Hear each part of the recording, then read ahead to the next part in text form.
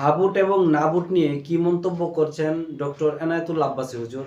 মনোযোগ দিয়ে শুনুন। হা ভোট না ভোট, দেখেন হা ভোট না ভোটের পক্ষে আমি না, হা ভোটের পক্ষে না। কারণ হা ভোট জয়যুক্ত হলে সনদ বৈধ হবে, সনদ বৈধ হলে সংবিধান পরিবর্তন হবে। এখন সংবিধান পরিবর্তন হইলে আমার মাথা ব্যথা কেন? প্রশ্ন আসে না? কথা বলে না।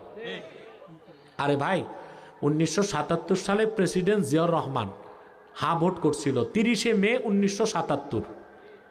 19 দফা দাবির পক্ষে তিনি গণভোট করেছিলেন। গণভোট পাশ হওয়ার পরে তিনি সংবিধান পরিবর্তন করে একটা ভালো কাজ করছিলেন। সংবিধানে লিখছিলেন বিসমিল্লাহির রহমানির রহিম, আর লিখছিলেন রাষ্ট্রের, বাংলাদেশের রাষ্ট্রের মূল নীতি মহান আল্লাহর প্রতি আস্থা ও বিশ্বাস। বর্তমান সনদে এই কথা নাই।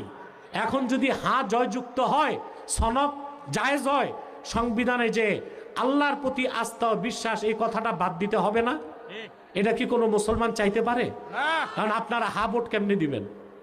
দিতে তো হবে না ভোট। কথা বলে না।